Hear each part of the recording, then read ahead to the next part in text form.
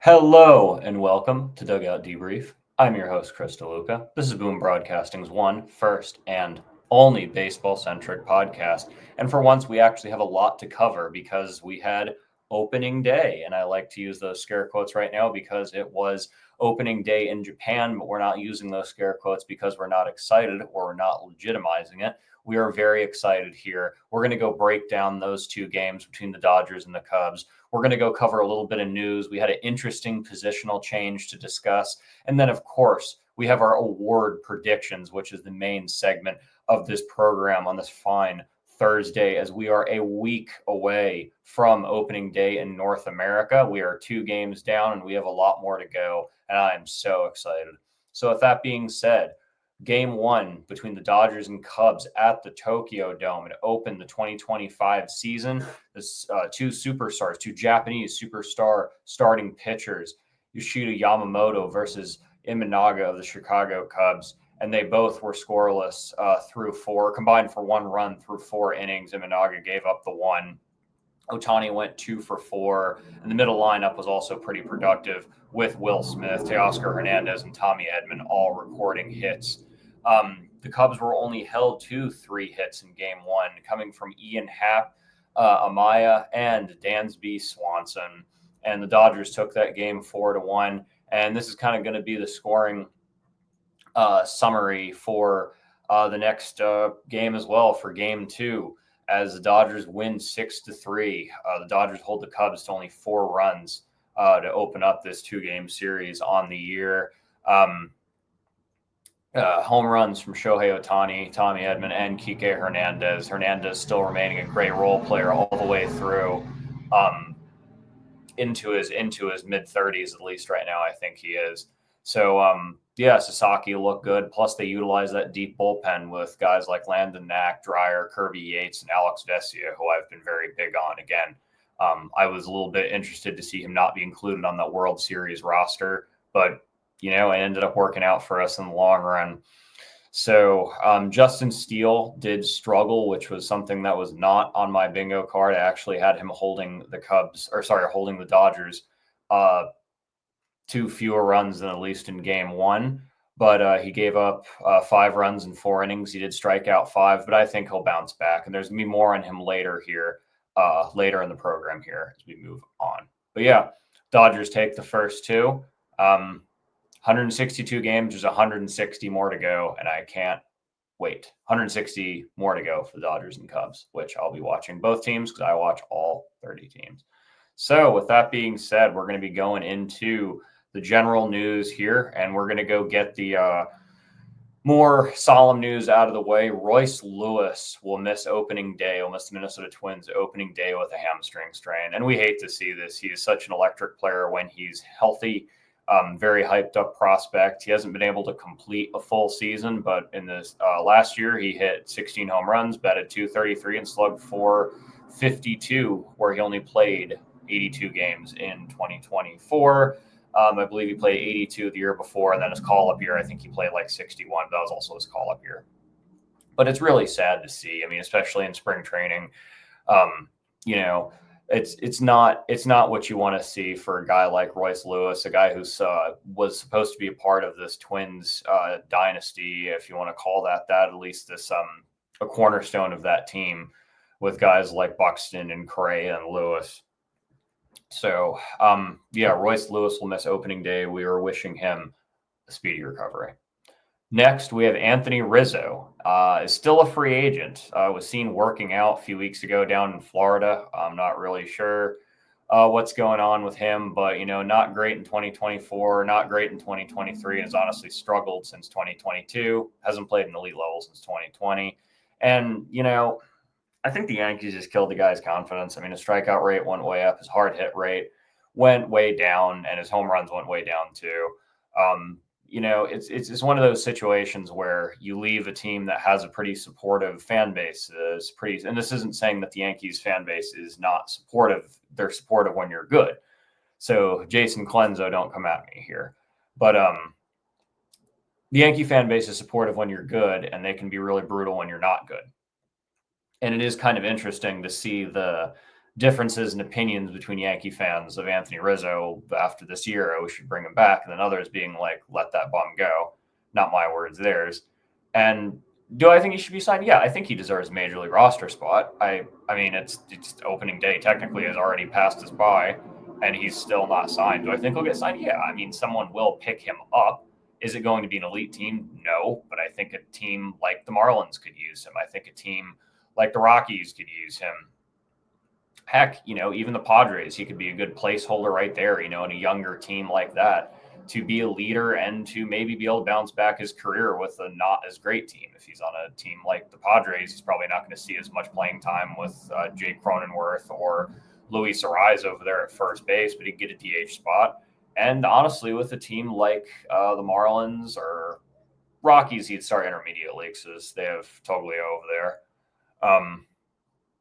He could play a decent amount and get playing time, try and bounce back the career. But we wish the best for Anthony Rizzo. But like I said, I think the Yankees kill his confidence, and it's the same thing for this next guy here, because we're going to be talking about Joey Gallo, the pitcher.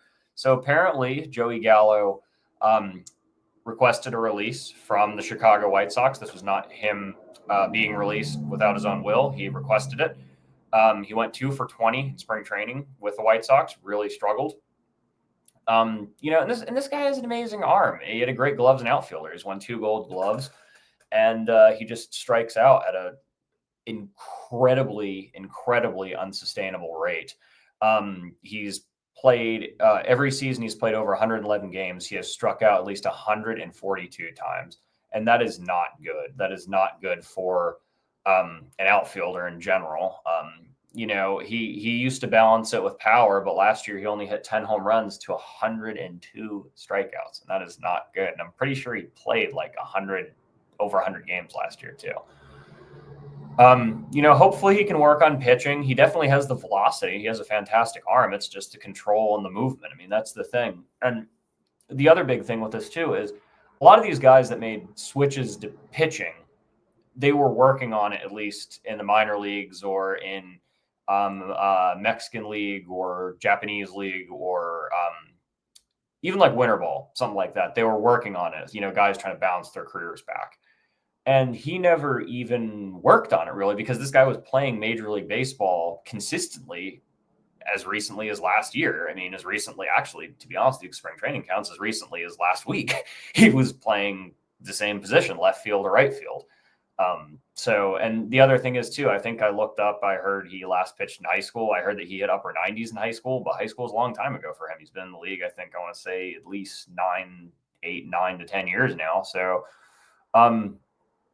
yeah, I don't know exactly what this is. The tweet was very cryptic. It didn't make a lot of sense. He just said, let's try pitching, essentially. I don't know. I don't remember the exact verbiage of it, but yeah, Joey Gallo to become a pitcher. And another guy, we've said this 3 guys in a row here. We wish him the best.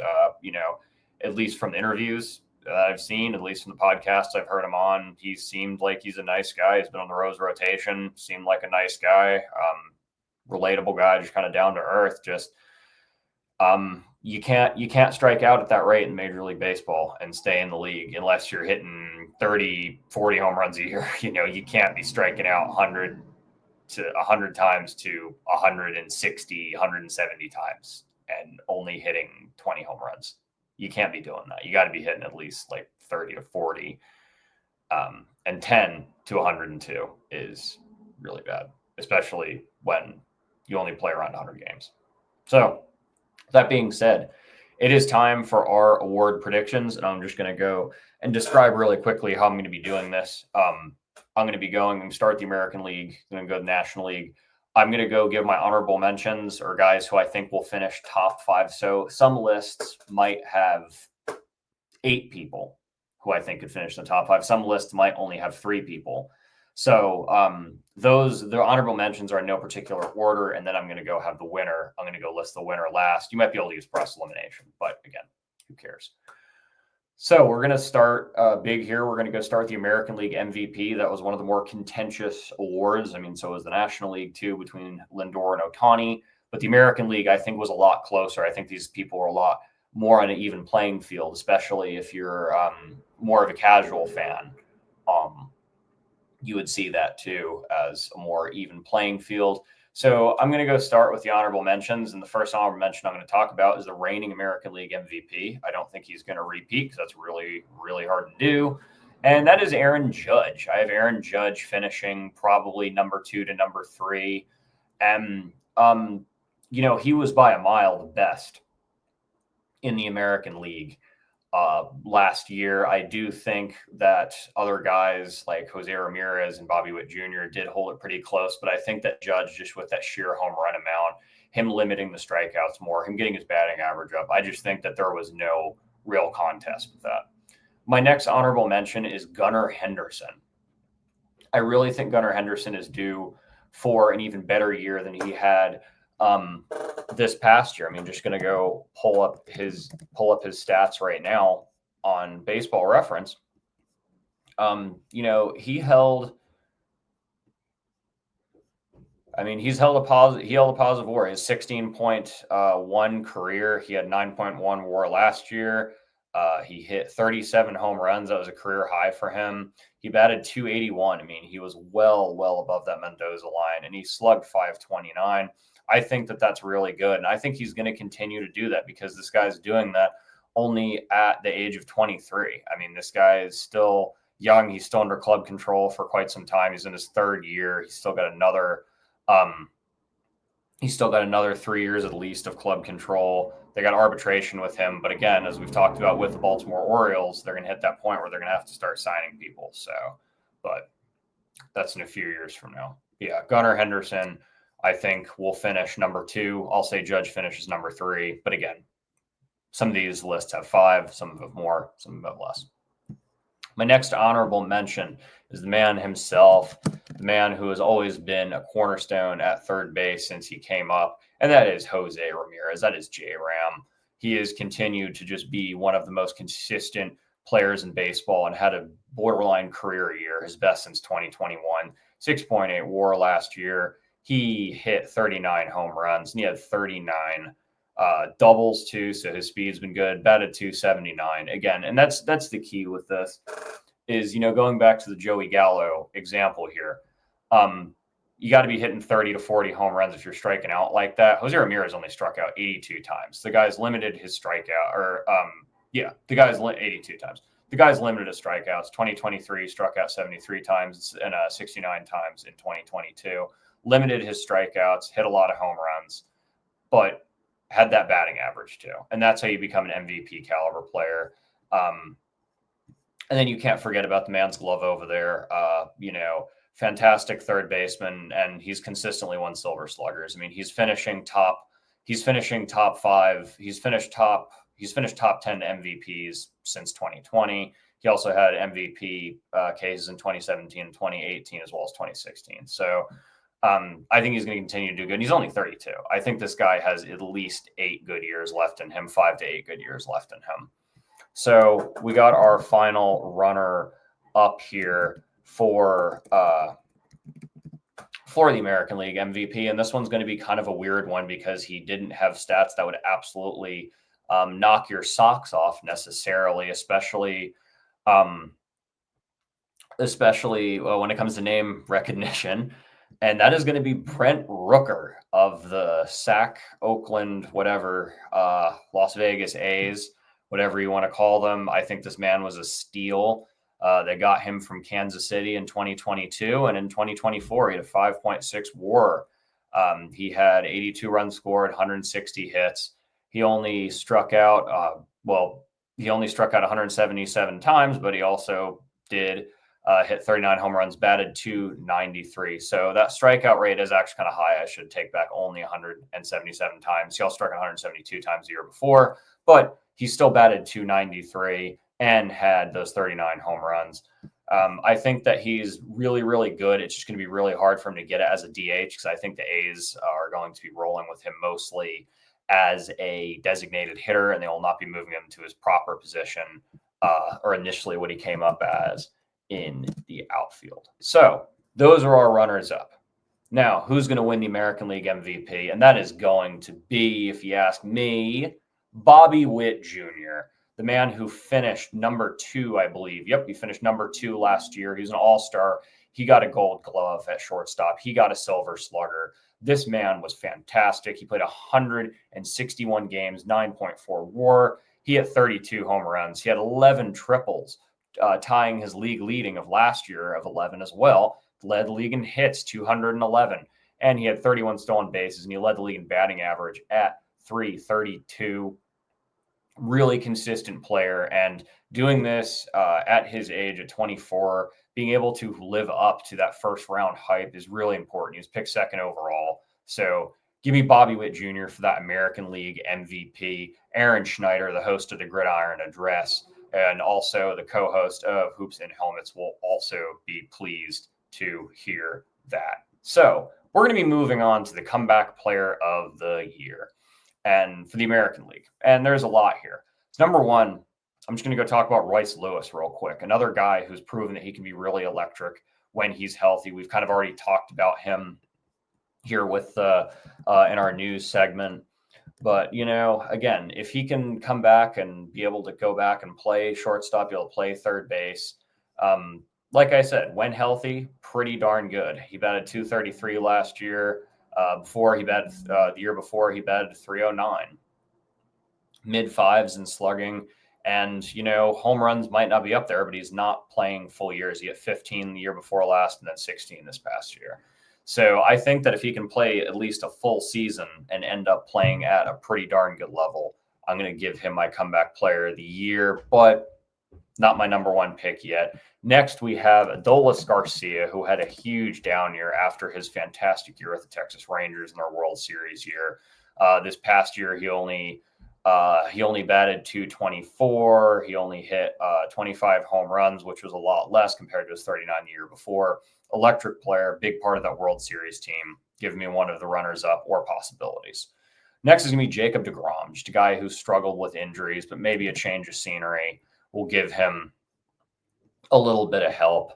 But he's really struggled. He really struggled down in Texas, but who knows? He can play a full season. He can go back to being at the elite level that he was at.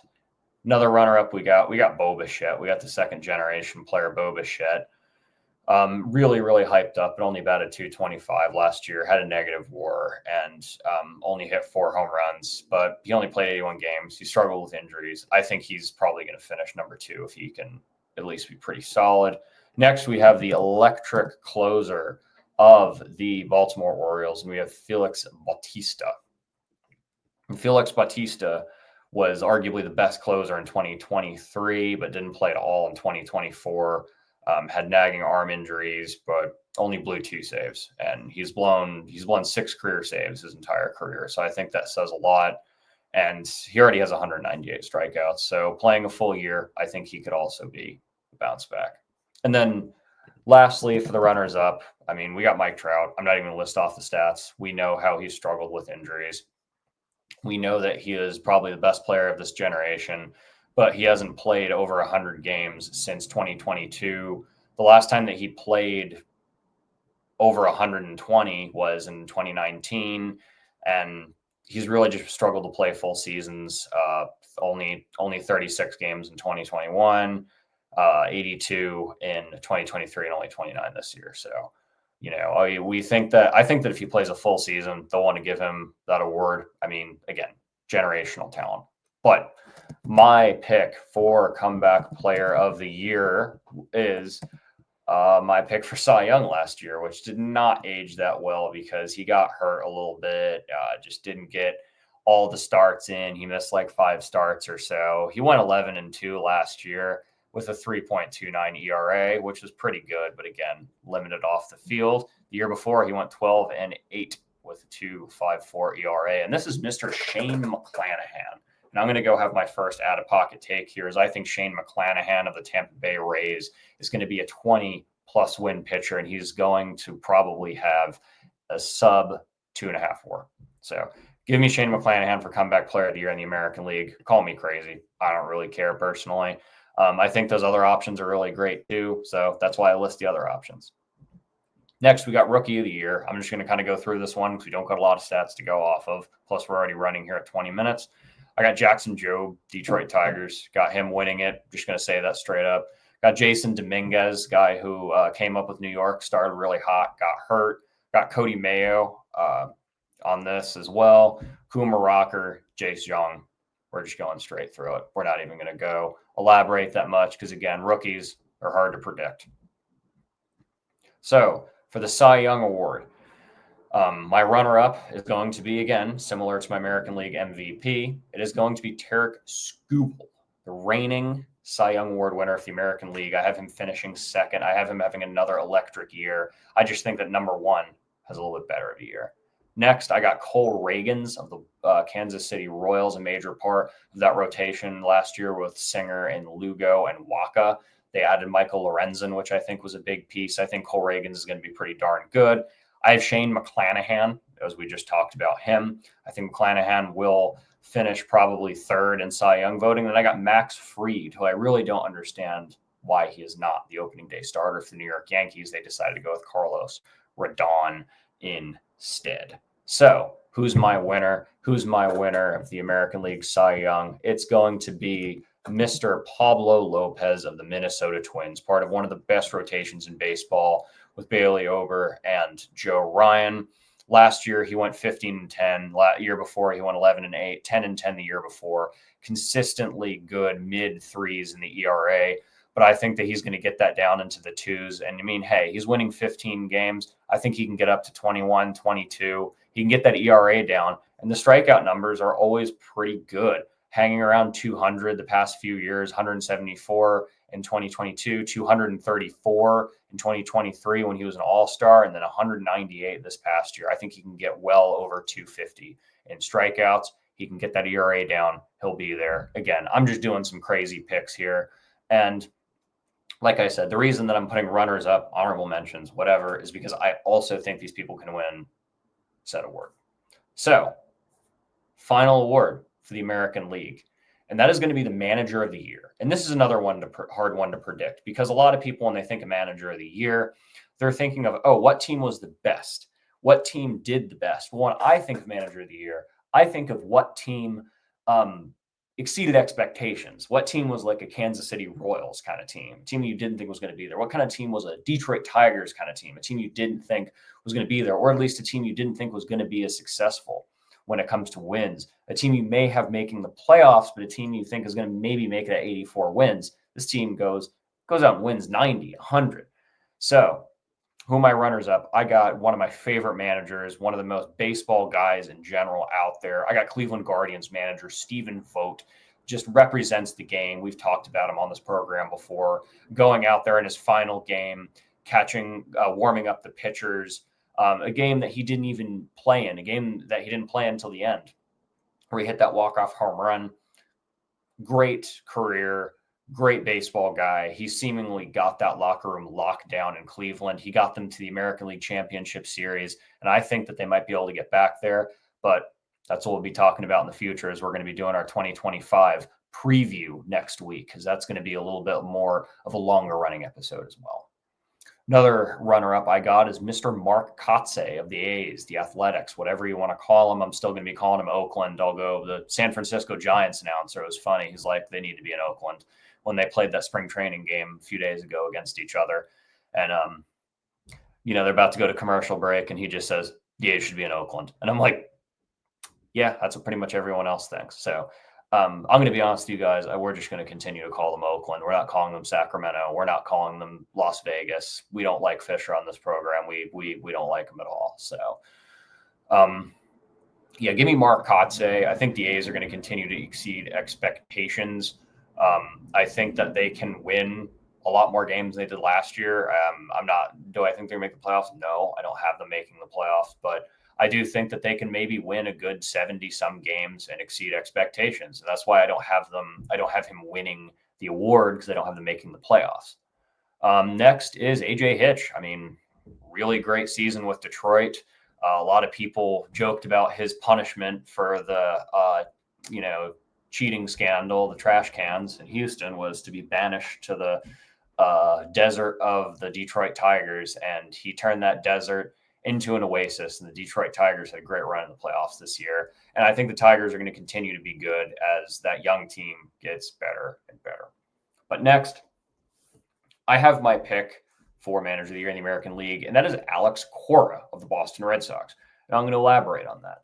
The Red Sox went out and got Alex Bregman, and they got Walker Buehler, and they have improved. But still, even with the injuries that New York has, people don't expect Boston to win that division. I think Boston can be really close to winning that division, especially if they jump out quickly with Garrett Cole missing the year, with Luis Heel being injured for quite some time. Stanton is a question mark right now. If the Red Sox can jump ahead and still be leading that division by June, by July, they might be able to lock that down, especially if the Orioles go and sell, if the Blue Jays go and sell, especially if the Orioles finally underperform in the regular season. They have a great chance to win.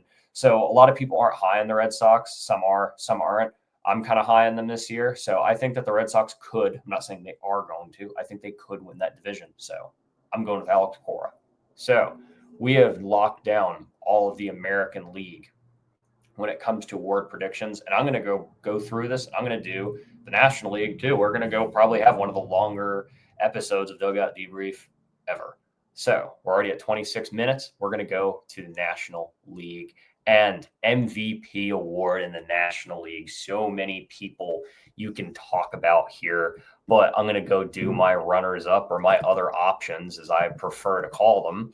And my first one is going to be Manny Machado. I think Manny Machado can finish top 5. He's been a consistent player. He did have a little bit of a down year compared to his 2022 magical run. But in 2024, he had a 3.1 WAR. He had 29 home runs. He got a Silver Slugger, and he finished 16th in MVP voting. The all-star third baseman continues to dominate, and I think he's going to finish in the top 5. Next, we got a guy who missed a portion or the entirety of the year quite early, unfortunately, and that is Ronald Acuna Jr. He's already won an MVP back in 2023, as well as a Silver Slugger. And unfortunately, the reigning MVP award winner only played 49 games. But I think if he can go back to the rate that he played in 2023, where he led the league in hits, he led the league in runs, he led the league in at-bats, stolen bases of 74, and he batted 337. I think that was an MVP case. So Ronald Acuna Jr. is my runner-up for National League MVP. Next, we got the number 2 in 2024 behind Shohei Ohtani, and that's Francisco Lindor. Had another great campaign, 273 batting average. He stole 29 bases and he hit 33 home runs. I think Lindor can also finish in the top, but the only issue is that that National League is just way too top heavy. Next, we have a guy who I was very big on for quite some time. And I thought he played a case for Rookie of the Year as well, and that is Jackson Merrill, who batted 292. He hit 24 home runs, stole 16 bases, 162 hits. I think that he can go make a case for it. He might not finish top 5, but I think he can at least make a case for it. I could see him, doubling that stolen base count. I could see him hitting 40 home runs. It wouldn't surprise me. Plus he's got a great glove too. Next, we got a man who is kind of limited, unfortunately, by his current position now, as he's been moved to first base, which is a lot harder to win MVP at than outfield. It's Bryce Harper. Bryce Harper, again, an elite player, continues to fit the Philly way. He had a 4.9 WAR last year. He hit 30 home runs. He had 87 RBIs, and he batted 285. A little bit of a step back batting average-wise from 293. But he did hit more home runs in 2024 than he had 21. Now he hit 30 this year. So Harper, I think, is going to struggle not struggle playing-wise. I think he's going to struggle to win an MVP because of his position and also just how many great players are in front of him. And my final runner-up. A lot of people are going to call me crazy because this is their shoo-in pick. Well, 50-50 pick, I guess. There's another guy in front of him who's pretty darn good, and that's Juan Soto of the New York Mets, the new prize of the New York Mets. 7.9 WAR last year, led the league in runs, 128, and he batted 288 with those 41 slams in the Bronx. And I think that he's going to finish number 2 in MVP voting. I think he's going to bat over 300 this year, and I think he's going to probably hit at least 45 home runs. But we don't even need to talk about stats with my pick because I'm going to go have him running this award back. I got the man himself. I got Shohei Ohtani winning the National League MVP. Not much of a question here. I think he's going to continue to play an elite rate. Plus, he's pitching. We don't even need to mention the stats here. So, comeback player of the year. This is kind of a shorter list here for the National League. I have Spencer Strider, a guy who's been injured a little bit. I got Brandon Woodruff, and I got Dustin May as our runners up. Again, all injury guys. That's kind of the whole point of this award, isn't it? And then to win it, I got Ronald Acuna Jr. I got a guy who we thought was going to finish top 5 in MVP votes. I have Ronald Acuna Jr. finishing top 5 in MVP votes. Unfortunately, not walking away with that award, but I do have him walking away with the National League Comeback Player of the Year. So, moving on as we're trying to get through here, we got Rookie of the Year for the National League. Another hard one, but we got some runners up. We got Jordan Lawler. We got Ha-Seong Kim for the Dodgers. And then we got J.J. Weatherholt, just because I'm biased. I got my West Virginia college baseball shirt, our super regional shirt here. And Weatherholt right now is starting the season in Double-A, but there's a hole there in the middle infield at second base, and I think he can fill that hole quite well. He's got speed. He lacks a little bit of power, but he's got batting average. I think this guy can play an elite level. Do I think he's going to win the award? But we got a guy who has a little bit of major league experience who we think is going to go and win the Rookie of the Year for the National League, and that is the Washington Nationals, Dylan Cruz. In his spring training, he went 13 for 44. He did bat .295, struck out only 13 times, didn't hit any home runs, but again, not much exposure here. He had a little bit of major league experience, posting a 0.6 WAR. He has 3 career home runs. He batted .218, but again, he did pretty solid in spring training. So give me Dylan Cruz to win the National League Rookie of the Year. Next, Cy Young. And the first one we're going to go jump on here is a guy who I think can finish as high as number 2. And a lot of people are going to call me crazy, but I'm okay with being called crazy. I'm going to say that Justin Steele is going to finish top 5 in National League Cy Young voting. Nasty breaking ball, had a pretty consistent 2024 with a little bit of injuries, unfortunately, but he did go 5 for 5. He kind of struggled with getting through innings, but I think if he can get through innings, he can be really good. I like Justin Steele. I think he's got a nasty breaking ball. Next is Dylan Cease, a guy who has always kind of hung out being another consistent pitcher. He has finished number 2 in Cy Young voting in 2022. In 2024, he finished number 4. This past year, he went 14-11. He led the league in games started, and he went 3.47 ERA. I think that's pretty good, and he's going to continue to be consistent. Mr. Dylan Cease. Tyler Glasnow, a guy who struggled with injuries. I think if he can stay healthy with the Dodgers, he's a great pickup. Just hoping that he can stay healthy. Guy's like 6'5", 6'6", by the way. Flowing long hair, all that. But again, great pitcher. I'm still big on the Dodgers picking him up. I'm just going to pull up his stats too, just to kind of talk about him a little bit. Last year he went 9-6. He only started 22 games. He did get 134 innings pitched, but again, full seasons were kind of a struggle. 120 the year before 6.2, 2021 88. So at least it was toward the end of the year that he got injured. But mid-3s ERA, I think he can get that down. I think he can get that down to the 2s quite easily. If he gets more innings, you're going to automatically. Next, we got the pitching prize of the offseason that went to the Arizona Diamondbacks, and that is Corbin Burnes. Corbin Burnes last year went 15-9 with the Baltimore Orioles, starting 32 games, a 2.92 ERA. He finished 5 in Cy Young voting, and I think he's going to finish top 5 again. Just not even going to elaborate that much. And then finally, we got the man himself, the luckiest man alive, as some people call him. We got Paul Skeens. Paul Skeens, Rookie of the Year, had a fantastic 2024, won the Rookie of the Year, was an all-star 3rd in Cy Young voting, 19th in MVP voting, 15-3. in 23 games, 1.96 ERA, and 133 innings pitched. Give me him to be top 3 by a mile. But our winner, another one that you're going to call me out of pocket for, as that is our mainstay show. It is another consistent pitcher, similar to my American League pick, and that is Logan Webb. He went 13-10 last year with a 3.47 ERA. He led the league in games started, and he led the league in innings pitched. And here's the thing.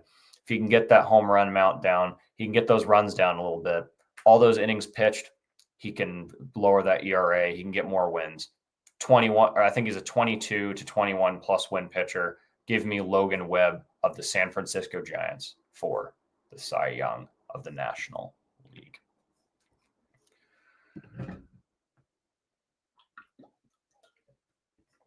So next, pretty much all we got left here is we got Manager of the Year. And then we're going to go list a couple people that I'm big on, just random people. But I'll elaborate that in a second. Finishing top 5 in no particular order, I got Dave Martinez, the Washington Nationals. I think the Nationals will exceed expectations, kind of similar to the A's. Young team, young core, good leadership, could win 70 to 75 games. I got Dave Roberts because Dodgers hopefully should be good. I mean, hopefully should be over 100-win team. So he's going to finish there automatically. Rob Thompson of the Philadelphia Phillies, similar situation, great team around him. And Bob Melvin of the San Francisco Giants as well, which it still feels weird to say. But the winner, who do I got? I got my favorite manager in baseball, or at least tied for my favorite manager in baseball with Stephen Vogt. It is Pat Murphy of the Milwaukee Brewers. You know, people say the Rays are going to Ray, the Brewers are going to Brewer. They're going to continue to do great with a limited roster, even though they do have some superstars like Christian Yelich. There's a lot of injury struggles there. Brendan Woodruff hopefully coming back, but, you know, what are you going to do? So I'm just going to go through some players that I'm big on real quick. We already mentioned Justin Steele. I think he's going to be really good.